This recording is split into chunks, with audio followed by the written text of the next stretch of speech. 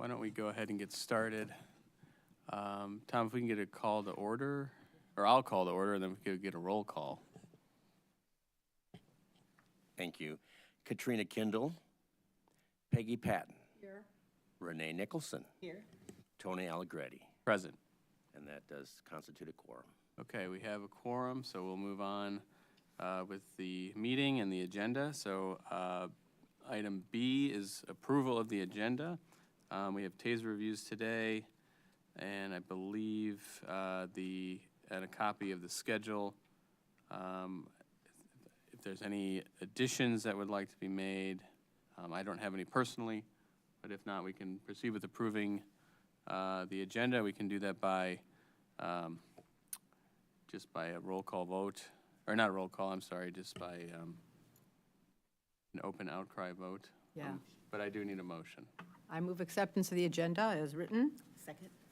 Okay, and all those in favor? Aye. All right, we'll approve the agenda and move forward with the agenda.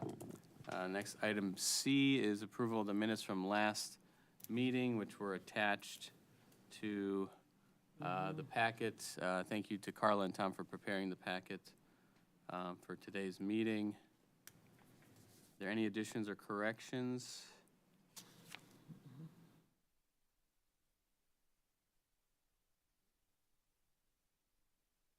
Okay, then I'd entertain a motion to approve the minutes from August 27th of 2025.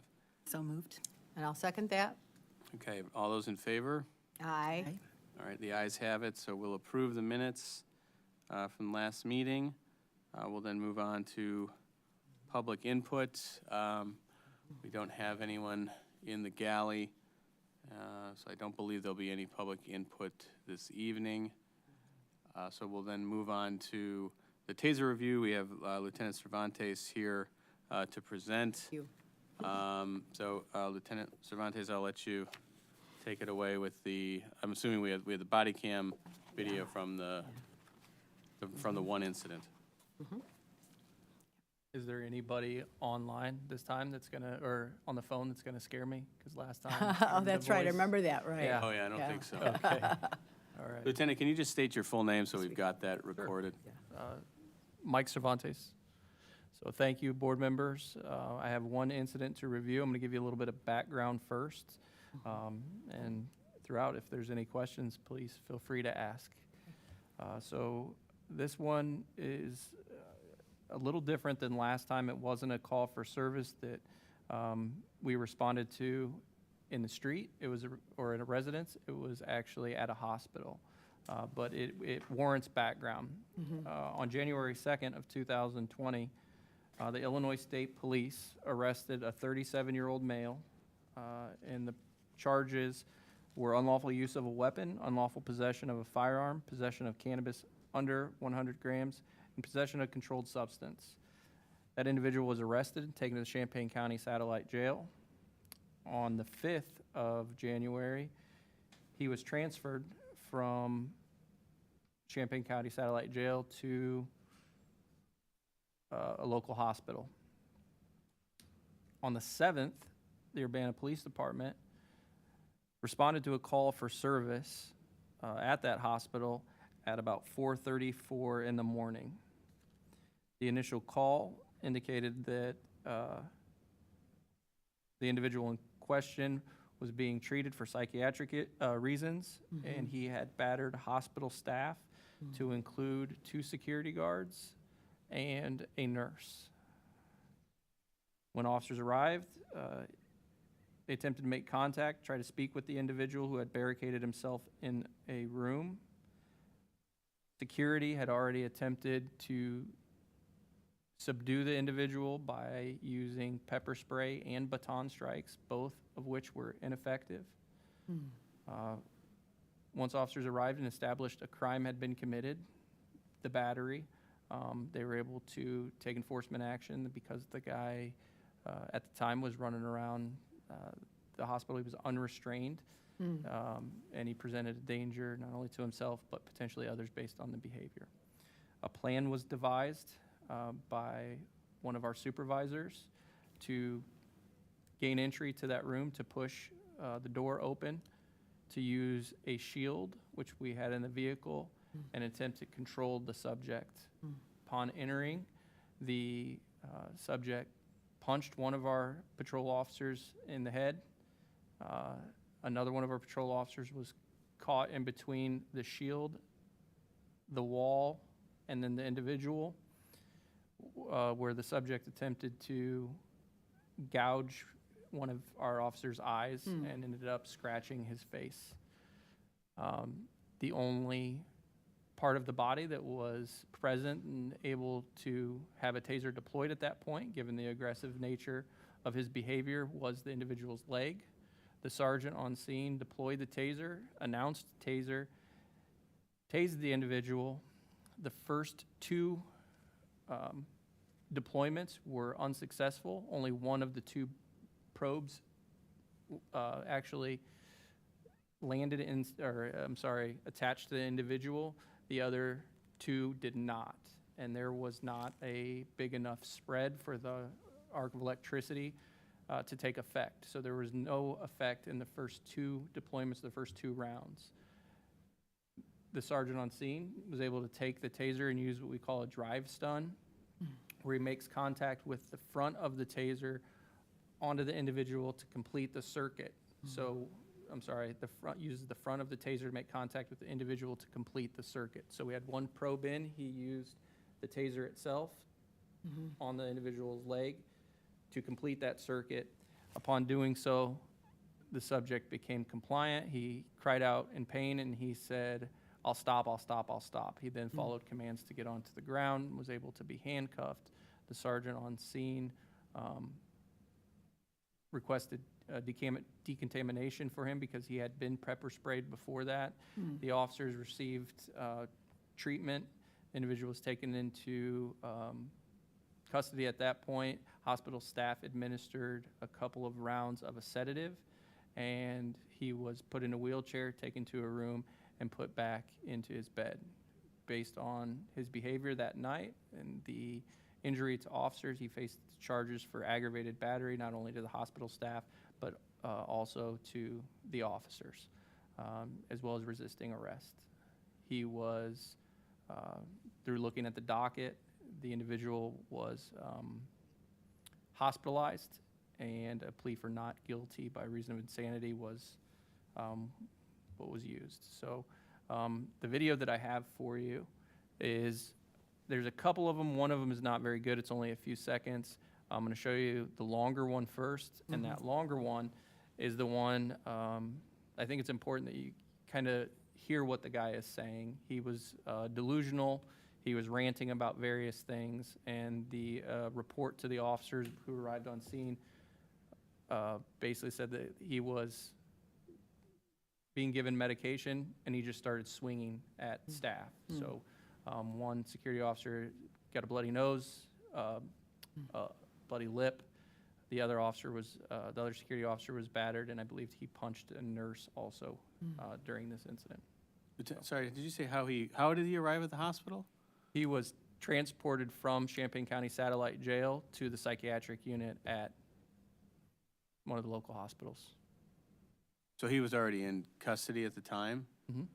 Was he restrained? Do you know how he came? How did he come to the hospital? He wasn't restrained before? I wasn't the one that transported him, but I don't see the Champaign County Satellite Jail transporting anybody that's not restrained. Once he became a patient and no longer in custody of the Champaign County Satellite Jail at the psychiatric unit, that would be up to that hospital to determine what level of restraint he would have needed at that time. Well, he was still in custody. No. Well, I don't think that, you're saying the jail let him out? Correct. And someone They made, transferred custody from the satellite jail to the hospital. yeah. And that has nothing to do with Urbana. That is between the state police arresting him, housing him at the jail, and then the jail determining that he needed it to be, for whatever reason, the most appropriate place for him was at the psychiatric level at that hospital. So the first connection between him and the Urbana police was that night? Yeah. Okay. So he was arrested that evening, is what you're saying? Negative. So he was arrested on January 2nd by ISP, by the Illinois State Police. Okay. He approached the Illinois State Police, was incoherent, had a number of weapons on him, ultimately based on the charges, I can only assume because I don't have their report, but based on the charges, there was drugs and, so cannabis and a controlled substance also found, but that's where the initial charges were based on the arrest by the Illinois State Police. Right. He was then brought to Urbana, housed at Champaign County Satellite Jail, and on the Right. 5th, he was transferred so from 3 days Satellite later. to a local hospital in Urbana. We responded Right. because it's within our jurisdiction that the battery occurred, so we have to respond and investigate that crime. The sheriff's deputies were still there when they dropped him off, correct? No, so we didn't respond until the 7th. I'm sorry, when they dropped him off, yes, they would have been there because the jail staff would have transported him to OSF. Okay, And then there it left is, him it's there. OSF. Yeah, and they would have left him there. They would have I transferred see, okay. custody. So there was no law enforcement there. It was hospital security Yeah. and nursing staff or hospital staff. Okay. And then we're called 2 days later on the 7th. I see, okay. Okay.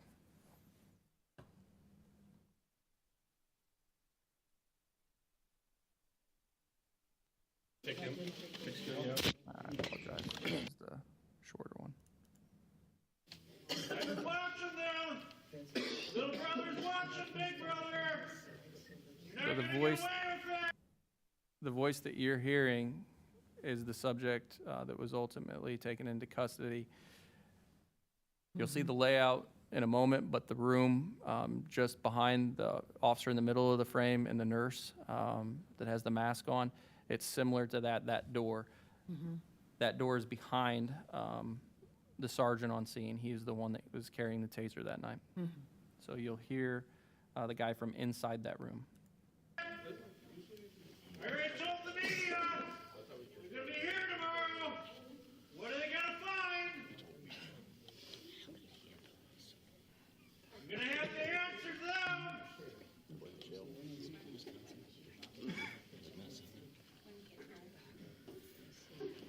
What'd you think I was doing on my phone?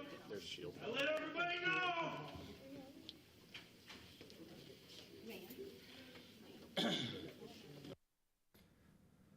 So this is a U of I officer. He responds once the plan was devised, he went to his squad car to retrieve the shield. Based on the individual's actions already and his failure to comply with opening the door or even trying to have a conversation with the sergeant who was attempting to talk to him, it was determined that they needed to go in and neutralize any aggressive behavior, and using that shield as a way to push him against the wall, which you'll later see, an attempt to try to gain control of him. All right. So we're gonna force his door open. Yeah. We're gonna try to drive him to the corner Can't with the last shield, much longer! but he may even be Everyone behind the door. help! He may He what? may end up behind Push the the door. button! Okay. So Pull the alarm! What's Come the room look like? in! should be a straight square where the bed is. So this is where the bed's at in there. Where's the bed's at? I need help! You're outnumbered, Is he holding the door right now? Yes. Trying to overpower me! They're probably in front of it. We got the shed. How many people are, just one guy? Just two. Okay. I didn't hurt nobody! I'm gonna, when do you guys switch so I can get this? Do not end up in there by yourself, do you understand me? Yep. Okay, move your foot. Don't leak up, don't leak up. Leak, take him, take security out. You guys ready? Yeah. Get up in there and push, let's go. So one of the things important to note is that when we arrived, like I said, he was already in that room. He had started taking objects from inside the room and barricading, not only using his body weight, but whatever objects were in the room. I believe one of them they indicated was a mattress, but there was no indication of weapons in the room at the time. So he's in there by himself? And this is, at this point, he's already, you said he's already stricken someone? Or Multiple people. how did he get left in the room by himself? He barricaded himself. He ran from security. Security was unable to control his movements.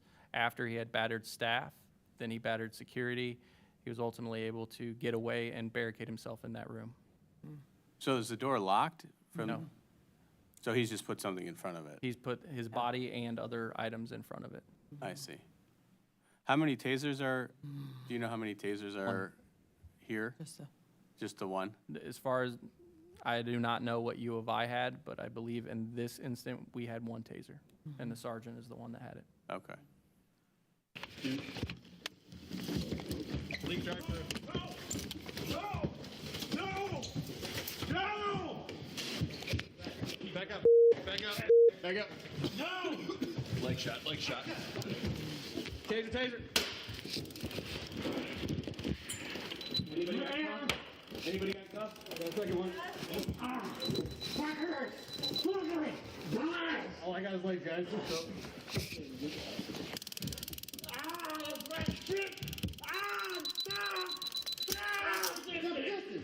Get on the ground. Get on the ground. I'm stopping, okay? You done? Are you done? You don't stop. You're gonna go down to the ground. You understand me? Go down to the ground slowly. Slowly go down to the ground. Well, shield just a little bit for him. He's got. Keep going. He's got plenty. Keep going. Come on. You got me. Go. So in this case, you can see how effective the taser was when they came in. Obviously, they had to control him right away. As soon as they entered the room, the officers entered the room, one of them was punched in the face. The other one attempted to grab control of the subject's right arm, and that was the officer that got caught in the middle and had his eye attempted to be gouged and then his face scratched. So at this point, the individual was an active aggressor. The use of the taser was appropriate in this situation. And How many also considering- officers were there? Four. Four And or they- five total, four were making contact at that point. How much time between the deployment of the taser and the announcement of the taser was there?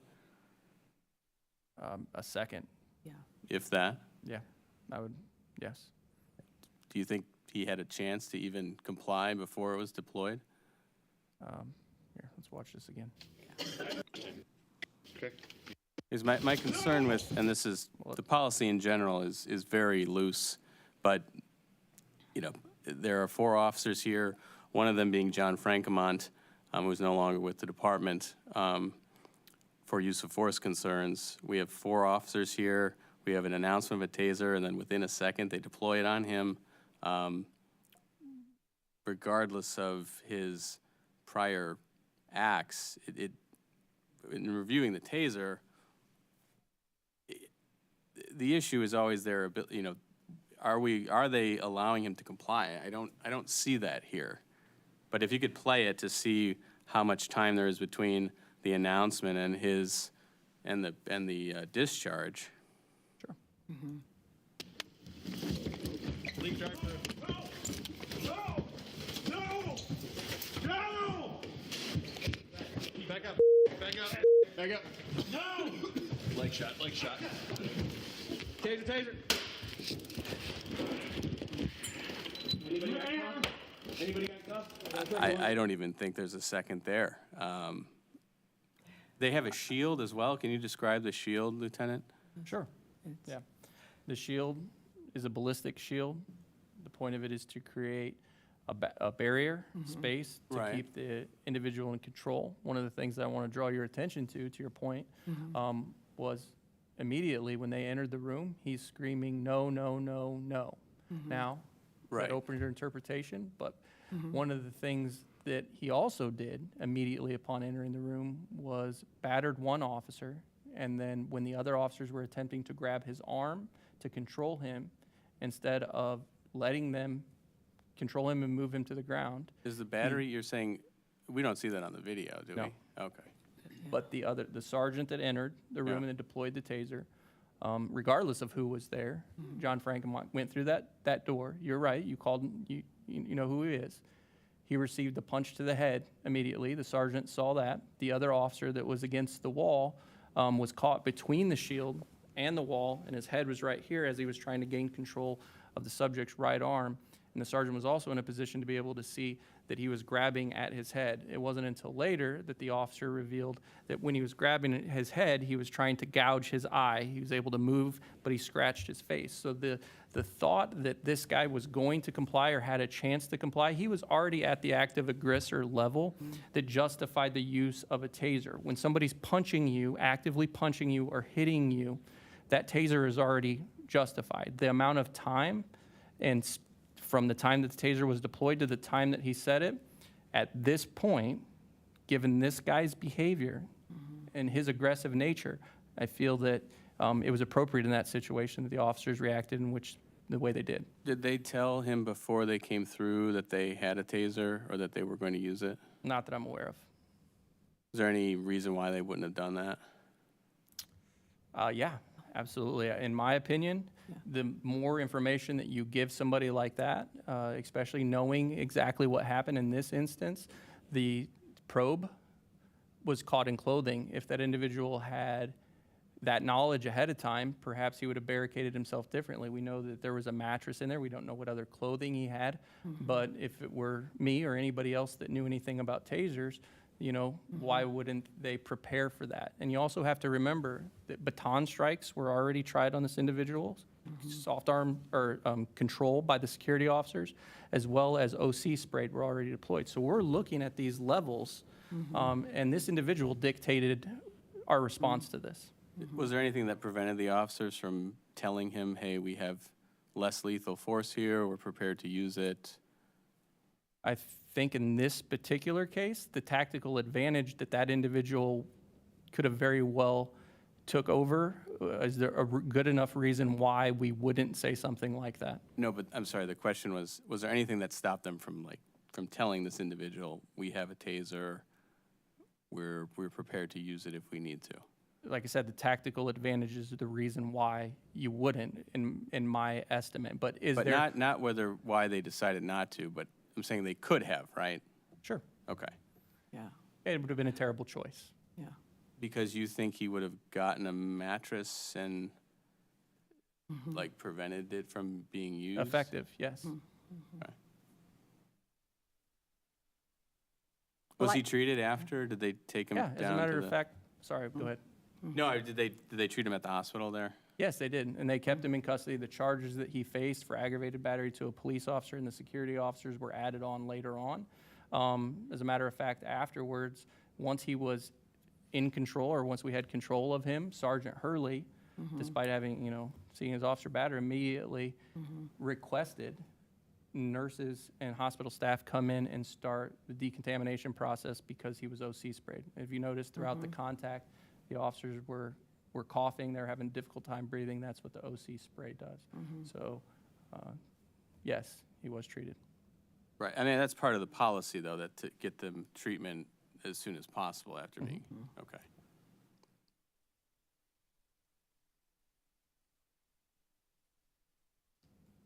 I was able, you have a longer video that was shared in our portal that was about 30 minutes long that I had the time to watch, which was really instructive because maybe the first 15 minutes or 12 minutes, I think it was Sergeant Hurley was talking to the perpetrator on the other side of the door, just trying to calm him down, saying, what's going on, tell me why you're upset, what can we do, the police are here to help, really trying to.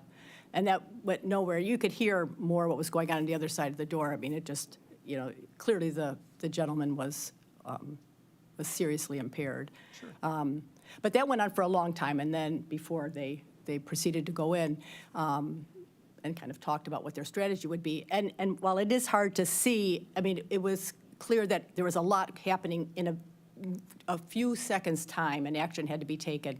So I have no trouble with the taser being deployed as fast as it was. It wasn't like you had the luxury of, well, let's talk a little bit more. I mean, arms were flailing. I mean, there was, action had to be taken. And while the announcement that a taser was going to be used, happened literally seconds before it was used, clearly the situation dictated that. And then you also saw the 20 minutes afterwards when the officers talked to the staff and administered, made sure that there was first aid administered and so forth. And I commend the staff, the officers for spending as much time really trying to calm him down and trying to say, we're here to help you, let's, responding to some of his statements and so on, just so they, but it just had no effect. I guess, the thing I always come away with, I've watched maybe, 30 of these videos. I've only been on CPRB for 3 years, but my first year, we were doing a lot of catch-ups. We were watching a lot of TASER videos from 2018, 2019, 2020, so there's a lot. And in most of the cases, or I don't know what percentage, well over 50%, clearly the perpetrator is mentally impaired, and sometimes that's exacerbated by drugs or alcohol, but clearly not them, not of sound mind. And even in those cases when, the police have the luxury of time and can say, if you don't comply, I'm going to use your, I'm going to use a taser. And that's happened in many cases when there's quite a bit of distance, put your arms behind you, lay down, or I'll have to use a taser. And sometimes they'll issue that warning 3 or 4 times. But in my mind, as I'm watching the perpetrator, who is, who's not of this world at that moment in time, I'm thinking, how much does any communication, rational communication, could be expected, or rational thinking? It's just clearly not going to happen. And which isn't to fault the efforts to, I think that's important that you say those things, absolutely. But I always come away from watching these things thinking, this is a problem that doesn't have an easy answer, and I'm not sure the way we're approaching it is the way to go, which, and again, it's just a statement of we're using law enforcement for things that are really mental illness problems. And I guess it's not so much a question as if you had a comment about such things, about whether or not asking for compliance when someone is clearly not, can't even, come outside with his clothes on often, and falling down. So I guess that is sort of, I would like your comment. The other thing, though, and that wasn't the case in this one, but it kind of gets at something Tony had said. I often come away watching the TASER videos. This is not one of them, where there are 3 or 4 or 5 officers who are, really, well, in good shape, because that's your job, trying to subdue someone who can barely stand up often. And I often think, couldn't they just subdue him and avoid the taser? And I realize that there's a trade-off, because someone's going to get punched and eyes gouged out, and I'm not promoting that our, law enforcement put themselves at risk, but I often think, would it be that hard when someone can't walk a straight line? But I guess my final thought on all of those things is that I'm really grateful that we are moving ahead on this alternative response task force, because I think this is a whole area that, you guys deal with all the time, that I think it's just, we're not, the way we're doing it is not the right way, in spite of efforts to really minimize the use of tasers, which I greatly appreciate. And you shared that data with us, I think, after our last meeting, which is, to your credit. But anyway, if you have comments about the use of language and communication when, the victims or the perpetrators are clearly impaired, psychologically and or, drug impaired, if you think it, have you witnessed cases when someone really complies and says, yeah, okay, that makes sense, sir, I think I'm gonna, I'll do what you ask because I can see this won't turn out well. That just seems like that would be the thinking of someone who is of sound mind at that moment in time. Yes, you're absolutely right. First, thank you for your perceptions on that. I really appreciate it. I've been doing this job in one form or fashion for about 22 years, so I've seen the gauntlet, everything. And I can tell you that in a perfect world, in the perfect scenario, we show up and we ask somebody to do something, and they do it. I don't know how many times when I was on the street, I would say, just please do what I'm asking you to do. You can file a complaint. You can do whatever you'd like. Just please do what I'm asking you to do at this moment. I don't think that any one of us want to see violence or want to get into that, but once it's there, it's not pretty. When something like this happens, a lot of the time, and you hit the nail on the head, we're not dealing with rational people that are of sound mind at that moment. I can tell you that in my experience in dealing with different individuals, it doesn't matter the size. Sometimes, I mean, I think the old adage is it's not the size of the dog, it's the size of the fight in the dog.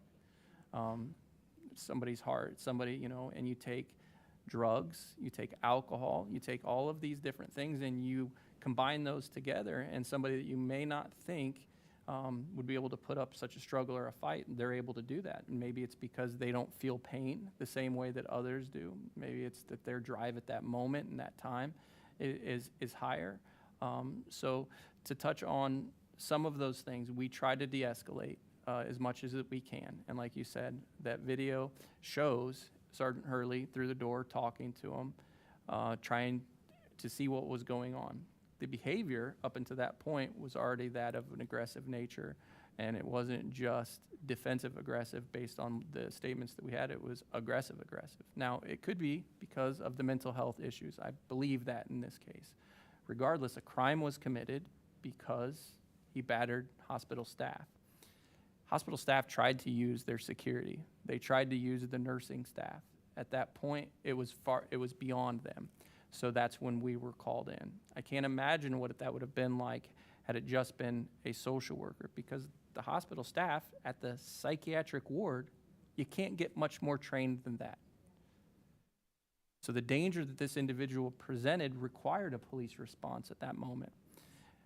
It takes two to de-escalate. I can tell an individual all day long, hey, please comply with what I'm saying. I need your cooperation in this. I understand you're upset right now. And when there's time and space, which is what you were talking about before, that's our goal. That's what we try to do. That's what we train on. But it takes two to de-escalate. And sometimes, unfortunately, for whatever reason, whether it be mental health issues, drug issues, alcohol issues, or just passion in that moment, people will not be de-escalated. So despite our best efforts, some people will just not be de-escalated. And in those moments, that's where the force comes in. And that's where we have to use it. And it's not pretty at any point in time. But that is the reason that we're here, to get things under control. And I think in this case, it was a prime example of our officers getting in control, not doing more than was necessary, not doing less than was necessary. They took the individual into custody, and then he got medical attention and stayed at the hospital. But we can't simply walk away in a situation like that. We're called, we're responding to an incident, the crime had been committed, and we're gonna deal with that. And that's our job, and that's the role that the officer takes on. And in the moment, when they're being battered, when they become injured, and trust me, I hear what you're saying about the outside, because I've been doing this for a long time. You look at some of these big beefcake cops, and they're, and you see somebody, and it's like, whoa, why? I can tell you that there has been some of the most wiry people and some of the smallest people. They're the biggest fighters. They're squirmy. They're able to get in and out of things. They're very agile. And so while you think brute force could take care of something, if there's another option where you're not injured, where it lessens the opportunity for injury, because you see it in that case, you see it in the other cases that we've presented, that I've presented last time.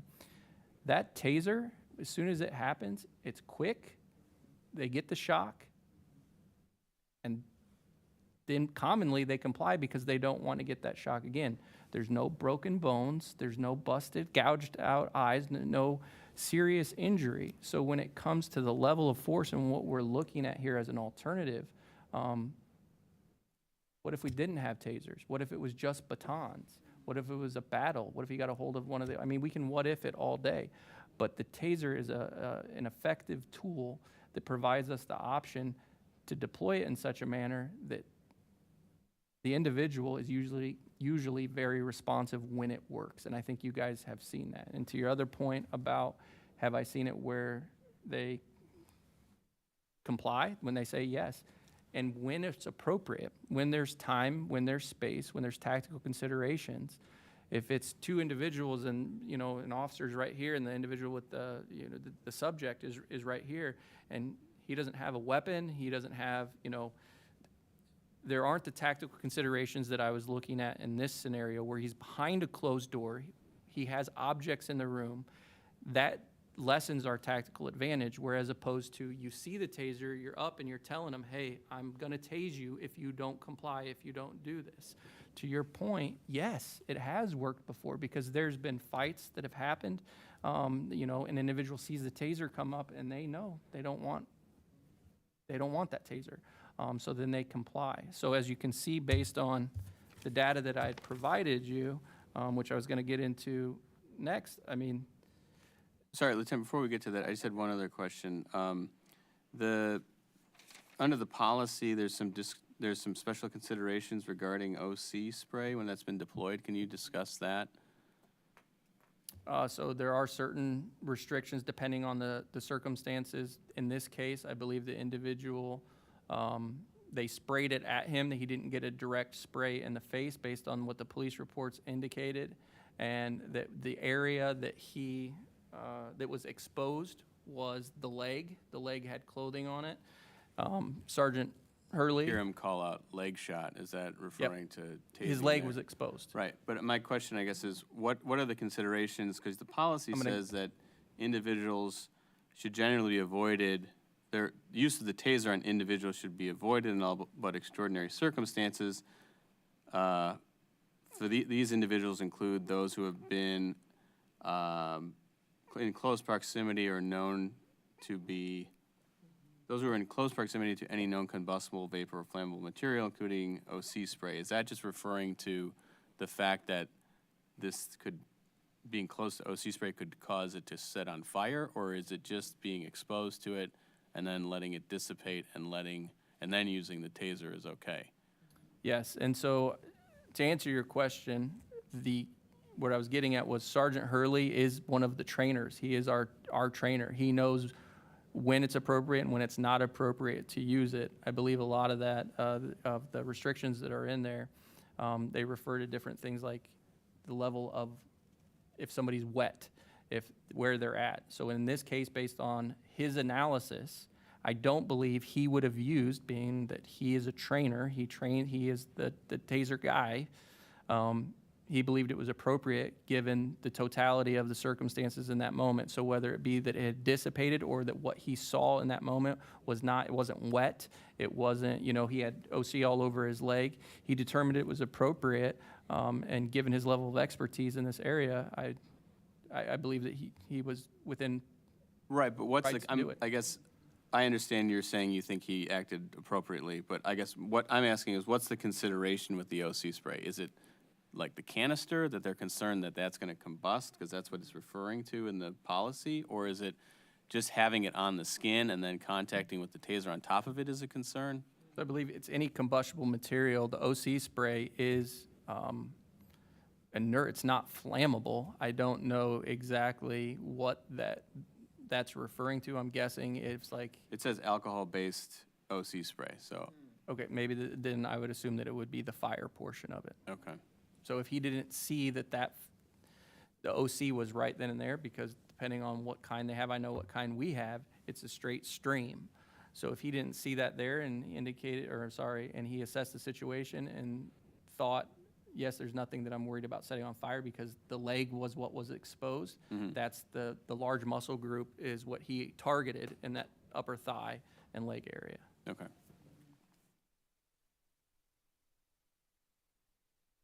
There any other questions about the video we saw? And then I guess we can move on to the data that we have.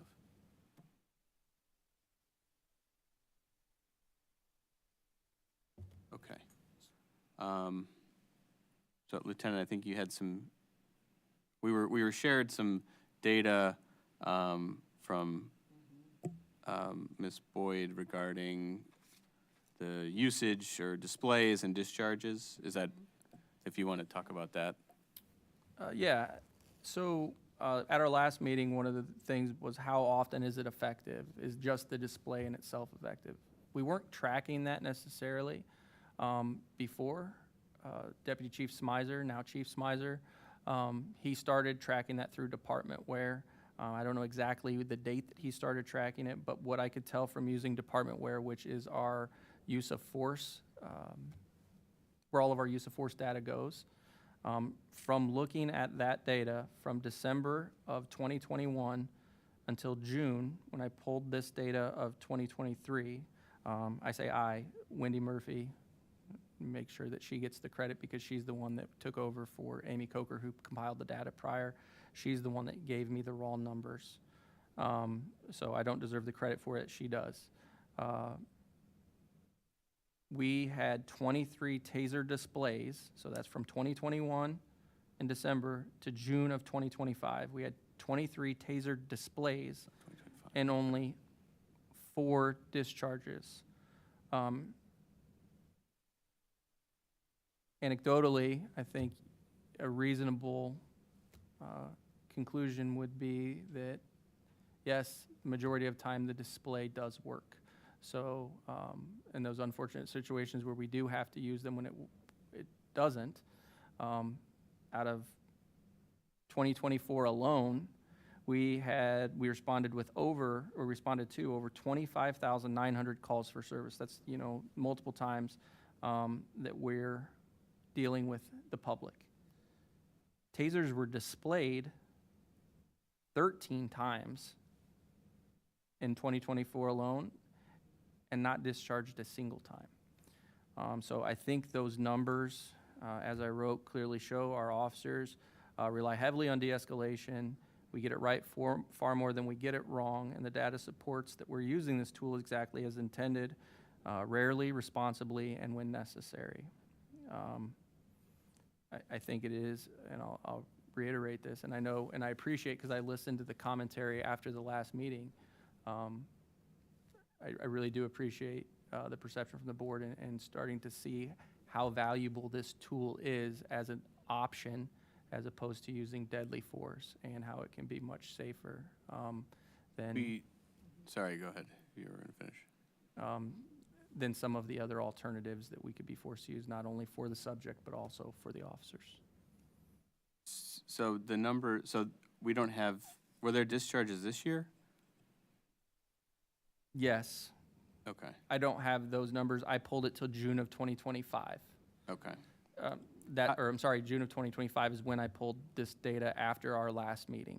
Okay. So that's the data that I'm going From off the- of now. gotcha. And of course, we can always update it and we can always give more. And I do have some more information about tasers based on the questions that you guys had last time.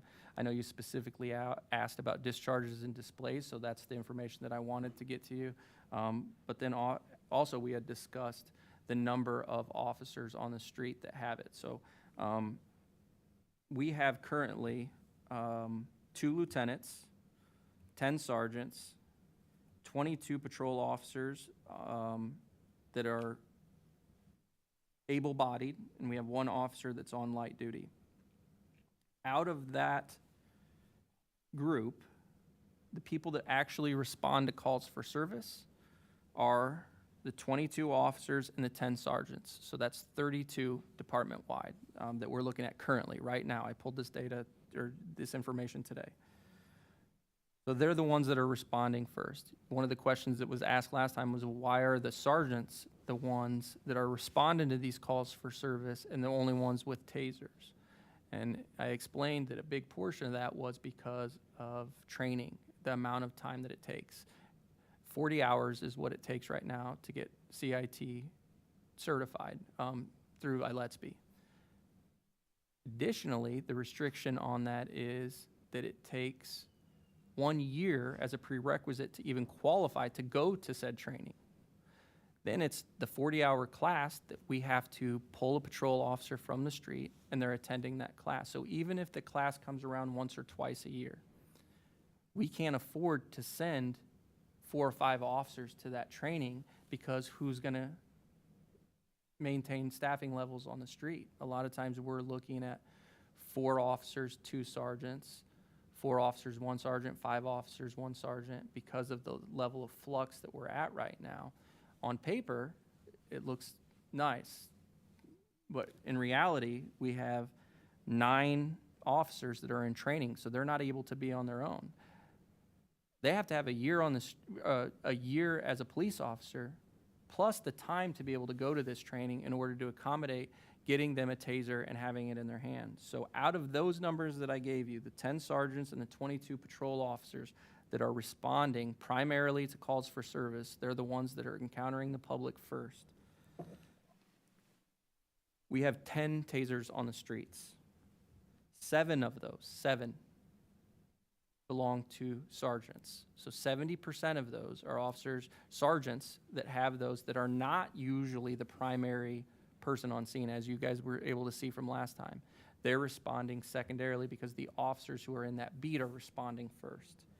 Out of which, I mean, you can do the math on it, there's only 3 patrol officers that currently have tasers right now that have been through the CIT training, not only CIT training, but then we have in-house training that they have to go through to be able to carry the taser for us. They all have to be tased. And then out of those, the only ones that have been to CIT that are left that we couldn't get through the taser training yet are 4 additional officers.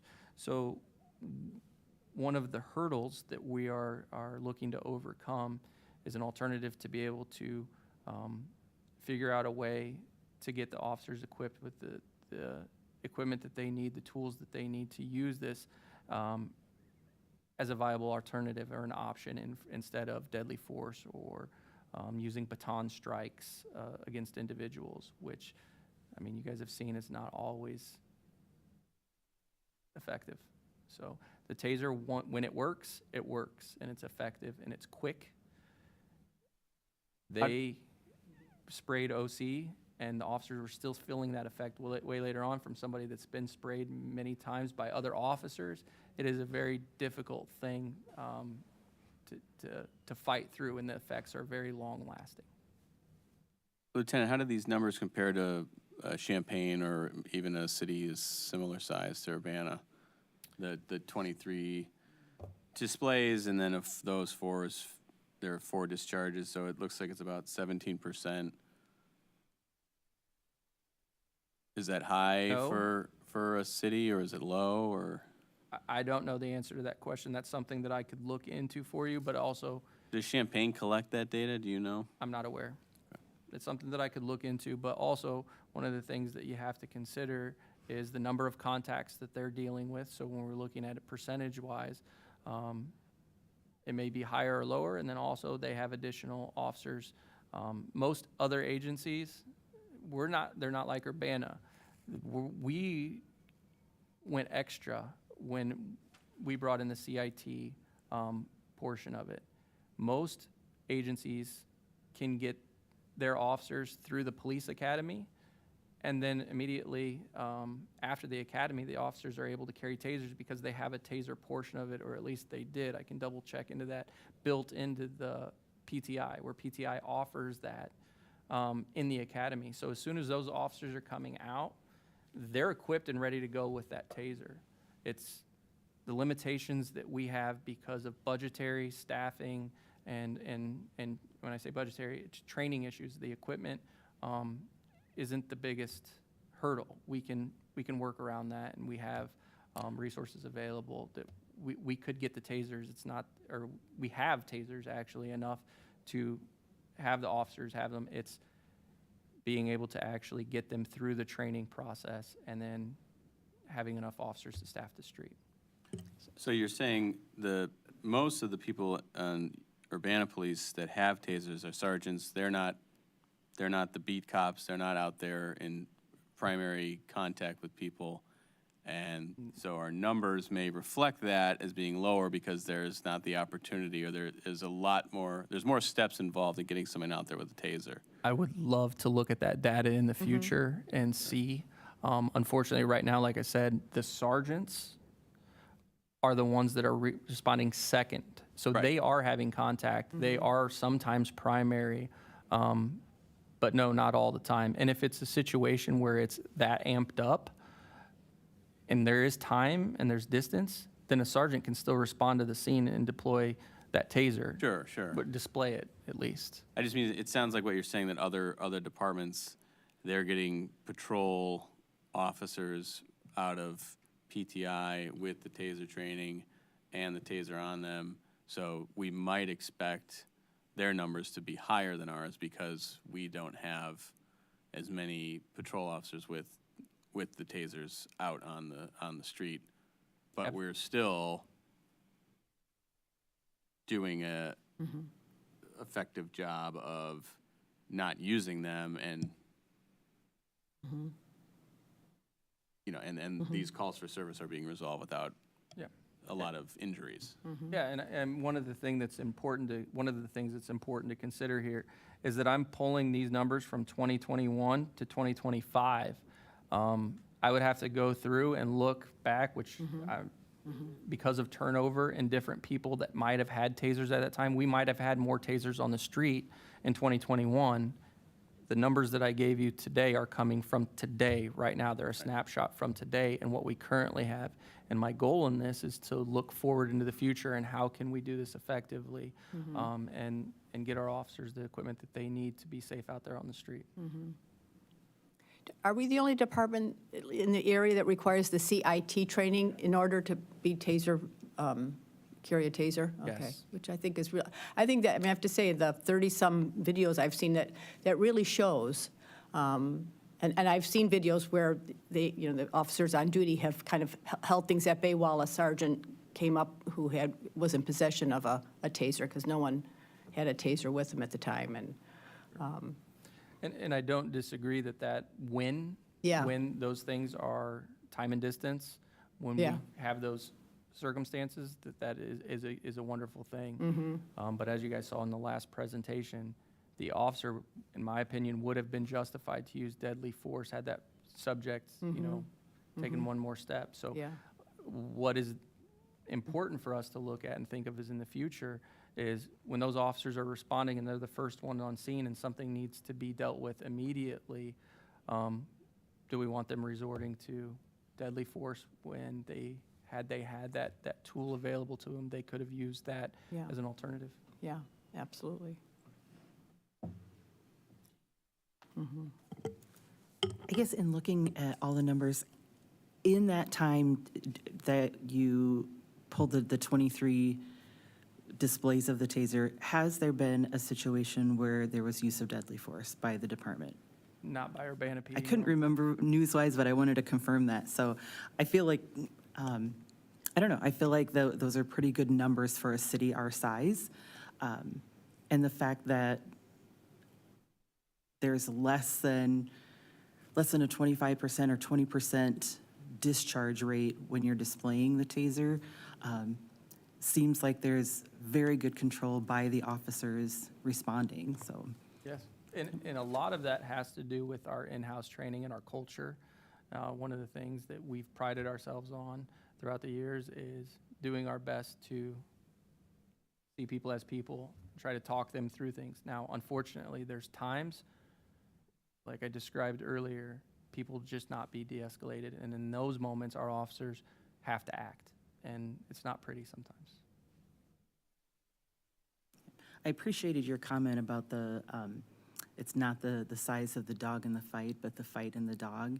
And I think that anyone who has dealt with a raging toddler and has been clocked by that raging toddler, I think there is some level of understanding there, like, yeah, there's some serious energy and rage in a tiny little body that I can imagine even a small subject perpetrator could be quite intimidating when they're high, under the influence, or dealing with a mental issue. So, Absolutely, yeah.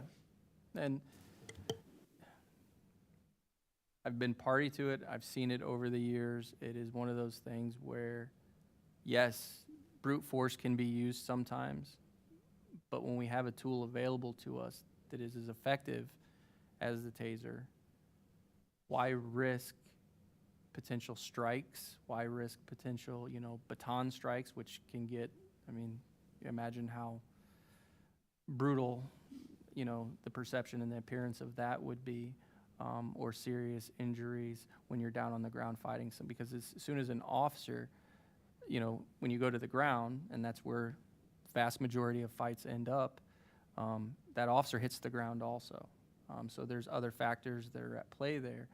And if we have something that can, within policy, within training parameters and guidelines that can effectively end a situation quicker and with less chance for injury to the officer and the person, why wouldn't we use it? Well, it is less lethal force. I mean, these things are not 100% So are safe. strikes. Sure, but the strikes, you know, the tasers are more likely to cause a death than a baton strike, I think. I don't know. I think I would disagree depending on where that strike is at. Sure, I mean, if the officer is intending to cause, you know, a strike that's going to harm someone, I think that would be a concern. I don't think, sorry, go ahead. Well, I mean, the taser isn't, it's called less lethal for a reason. It's not, it is not a completely 100% risk-free device. So, I mean, that's my concern. I mean, we don't review individual or vote up or vote down whether or not an individual event is justified or not. That's not within the purview of the board. Ours is to review the policy. And again, I mean, my concern, and this is longstanding, is that the policy allows for a lot of gray areas when the officers are allowed to give warning or when they're required to. And that's my typical concern. I think what we saw today shows that concern, that the display and the announcement of the taser is quickly followed by the deployment of the taser, whether it was justified or not on the individual who's having a mental health episode, is in the Fifth Ward. That's my concern.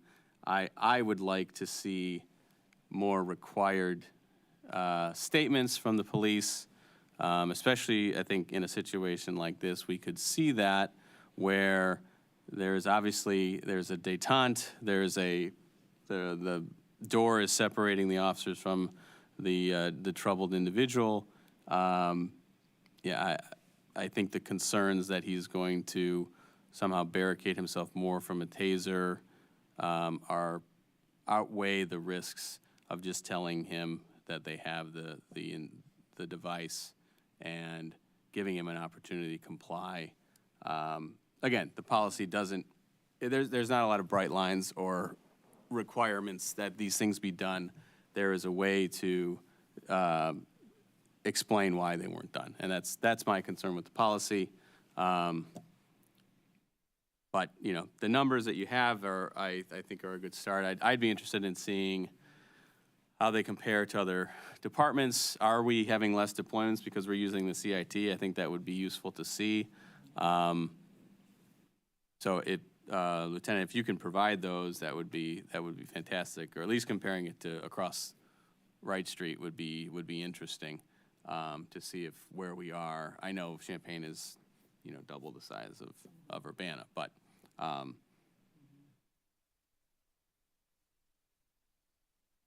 think that's, you know, these are my general comments. I could copy paste these from other taser deployment reviews. Sure.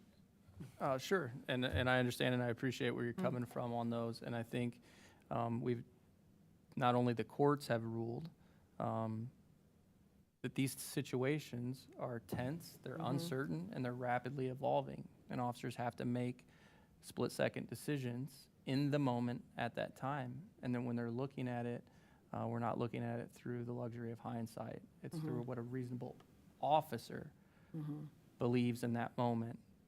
And so that latitude that you're referring to that we have to make decisions, to make those decisions in those gray areas, have to be considered when you're looking at each individual situation. And each individual situation is exactly what we're doing here, and we're looking at it. And I hear your concern, and I would strongly disagree with the gray area being taken away, because once we do that and we take away the ability for that officer to use his training and his experience and to consider all of these factors in that moment, it becomes restrictive to the point where when are we going to be able to deploy it? Are they going to hesitate when they need to use it and then they don't? And then the result from that is a potential deadly force situation. So I think that we have to have a certain level of trust in the officers, the training that we send them through, and the training and the culture that we provide here at the police department. And I think what we're doing right now by going through these individually and looking at them and having civilians on the outside give perspective is an important part of it. But at the end of the day, we're asking our officers to go into situations that people don't normally respond to and handle things that are extremely difficult and to use the totality of the circumstances to make decisions in that moment. And we need to be able to trust them to do that. And then when they're wrong, and if they're wrong, we hold them accountable. Yeah, well, I mean, this board doesn't hold individual officers accountable. We're prohibited from doing that. You know, whether or not that should be done is, you know, up to people beyond this board.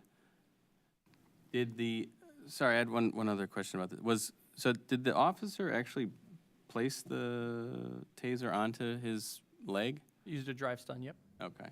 So I'm just looking at the policy again. I mean, that's prohibited by the policy under 304.5. Unless it's to complete the arc. And you correct me if I'm wrong, but I'm pretty sure that language is in there where if one probe is in and he's completing the arc, the circuit, then he can use that to complete that arc. And that's exactly what he did. And again, There is, yeah. the guy that did this is the trainer. He is the one that Really does we all our trust training. to train other officers on this. He's a subject matter expert. Yeah, he's the one that did our training. Well, I don't know your training, but yeah, he was super, super helpful. Yeah. Well, Lieutenant, if you want to send that to me, I'd be interested in seeing where that's allowed. I'm not seeing it in the policy, but Yeah. Okay. Well, thank you. Yeah, and the video examples that I've observed, you know, and there's been, like I said, I counted about 30 of them today. I, you know, believe that the police officers used good judgment in the very few times when you had to deploy without much warning. And this was one case where when you watch the long video, it was clearly, you know, lots happening in a split second, and you certainly don't want anyone second guessing themselves when, you know, there's fists are flying and, you know, legs are kicking and that kind of thing. I totally understand. Like I said, my only concern is that the large number of people that you end up working with that come to us are people who clearly have serious mental health problems. And I so look forward to having a comprehensive alternative response program in place so that we can, you know, remove, you know, this population from, or at least where it's appropriate, from law enforcement, because I think the tools you have are excellent, and I think you use them wisely in the cases I've seen. But I think we're talking about a population that needs another skill set that maybe we'd never even get to a place where force would be required. I mean, and I realize that could be many years down the road because it requires lots more training and money but I think we're headed in the right direction in Urbana. I'm glad to see that. I also just want to finish by saying I think there's a real value in showing this video footage, redacted as it is, especially the long one, to the public, because, you know, this meeting's open to the public so they can see this too, because it's very eye-opening, and it gives you a good insight to what our police officers deal with, and especially the long footage where you see, you know, minutes and minutes of de-escalation and conversation and compassion, both before and then after the TASTE incident, I think is good for our public to see. I know it's been super helpful for me to see it. So, Well, thank you. I thanks. appreciate that. any other questions for Lieutenant Cervantes? Okay. All right, thank you. We look forward to the next review. Thanks for your time. thank you. Thank you much. Appreciate it. You guys have a good night. Okay.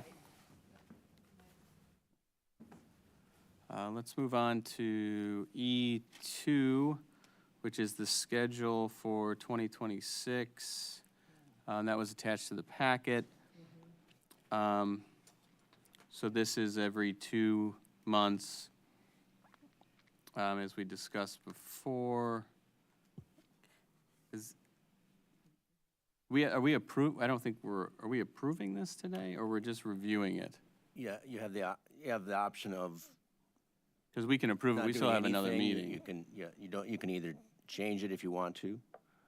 You can approve it if you want to, or you can just not do anything because it's a standing situation already. Right. Okay. Sorry, Carl.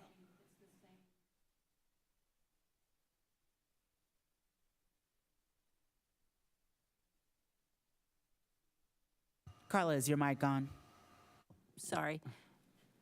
It's the same unless you choose to change it. That's when you would vote to change it.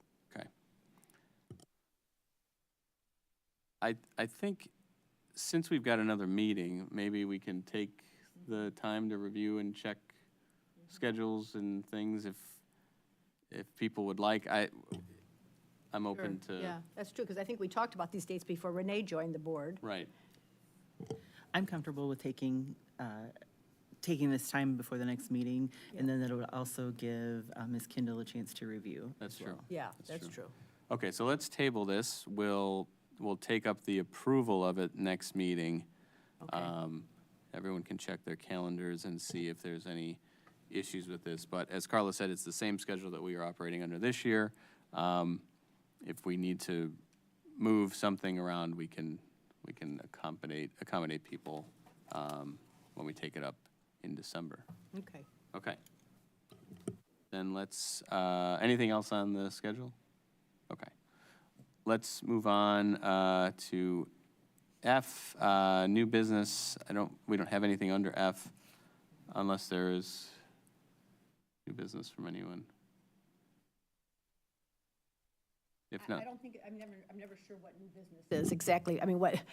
In this, one thing I did want to mention, and just to get a status on, I was going to say, new business, it would have had to have been yeah. posted. right, okay. So it's, new business is if, say, Tony and we met, and he said, Carla, we need to put this on the agenda. Gotcha. Then it would show up on the agenda as new business, because it would be something that we hadn't looked at before. Okay, So I would hesitate to add something at this point, because it would need to have been added earlier when we wanted to adjust the agenda. when Okay. we post it. Good. The thing Okay. I have, I'll mention later on. Then we'll go then to the officer's report. Carla, take it away. We have 2 citizen complaints that were submitted during the reporting period, the September-October reporting period. Both are in the investigation period. One was falsifying investigation report, and the other is unlawful stop profiling. Those reports aren't due until next month, and so that's why we're in the investigation period. 2 CPRB membership applications were submitted. One is going to council for appointment on Monday, and the other is in the process of scheduling a meeting with the mayor. A date has been chosen, but waiting for the mayor to confirm the meeting time. The mayor is out this week, so the calendar invite has happened. He would have to come and he would have to accept it, so we know that it's on his calendar. And I'm working with the applicant to ensure that if that doesn't happen, we have another date available. So one is already approved and through the pipeline. One is gone through the pipeline and has the potential of being approved on Monday at the council meeting Okay. on the 27th. They can say no, so that's, I don't give Okay. anything as a given. Okay. That person's appointment has to be approved at that time. Gotcha. Or denied at that time. Okay. And then the other one is, the process is we've had the applicants meet with myself and the mayor. And then the mayor and I have a conversation, and then he either puts them up for approval, appointment, or, the council can still say no. Sure. So, but that's where we're at this point, is having that meeting with the mayor. Yeah, well, it's promising. It's the most news we've had in years. I'm pretty surprised. Well, yeah. We've had 3 pretty quickly. Well, yeah, 3, right. Do we know where the applicants came from? I don't mean They place have, of birth. they I mean, have but how- not shared. One, well, Ms. Nicholson can share how she found out, because I can't remember. Yeah, About the committee? yeah. I was in conversation with Mike Ingram, and he knew that I wanted to serve in some capacity and was looking for a way to get involved. But because of my normal job, I cannot hold a partisan position. And so he highly recommended getting involved in city government and looking at CPRB as a way to get involved. So word of mouth. Word of mouth, yeah. Yes. Yeah. I'm assuming, just assuming that the current applicant that's being moved forward has been very active, so she's known about the okay. CPRB for a while. So Okay. I don't know how that came into how her contact happened. And then the other one, I believe through the market. Oh, the farmer's market, our tabling? Oh, It may not have been our tabling, but through the market. okay, So we'll see. good. Good Um, news. The office responded to one Freedom of Information Act request for complaint information. That's, I don't say anything else about that. Continue to work with the UPD staff assigned to the CPRB updating the filing system for TASER reviews. Lieutenant Cervantes talked about Wendy Murphy. She's been a wonderful addition.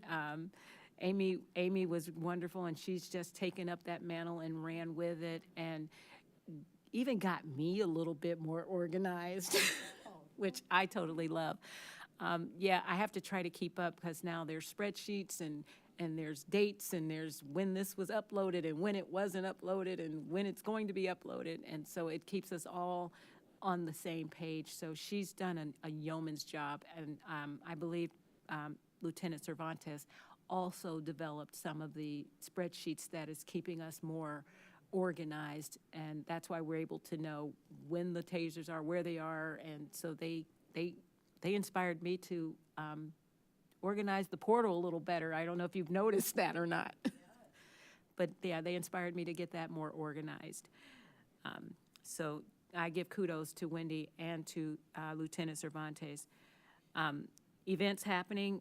I attended the third annual Black Mental Health and Wellness Conference on Saturday, September 20th at Parkland College. That was very informative. It was a day long of learning about not just Black mental health, but mental health in general, and resources that are available. I learned a lot. I can't remember it all because it was an impactful day. But I'm looking forward to it next year. This was the third one, and the organizers have just been sharing that it's just growing each year, and so I can't imagine what it's going to be next year, and I'm looking forward to it. And I would encourage all the members, if you can, to attend. It's a great networking opportunity also to talk with a lot of the different service providers across the county. Then I also attended the Illinois the 2025 Illinois Together Against Hate Conference. That was yesterday at the I-Hotel in Champaign. There were human rights officers, there were staff, there were public safety and community organization representatives from across the state and Indiana. Again, another networking opportunity to speak with others that are in the work and that are, what I found for the whole day was I got to learn so much about the things that we don't know. One thing, and Tony, you may find this one, interesting, is how the youth, how stuff is hiding in plain sight, and we don't know it because we're old fogies. We don't know what's going on. And you might find it interesting. I bought a book that kind of explains the propaganda and the memes, how they're used, and how the social media is used, and how the younger folks understand what it's saying, but we just look at it and go, "Oh, pretty frog," and it's not, and it has a deeper meaning. And so I was learning those things and just going, I have a 15-year-old grandson, so I'm like, I got to go have a conversation with him. I have got to go have a conversation with him and just find out what he knows. But it was very engaging, and so this was the first one, and I'm hoping that they will continue to do this. Urbana, the city of Urbana was a sponsor for this, and so that's why, not the only reason why I went, but I was just very glad that it happened. And then my last thing is just a reminder that the annual report needs some love. I need to look at that. And that is the end of my report.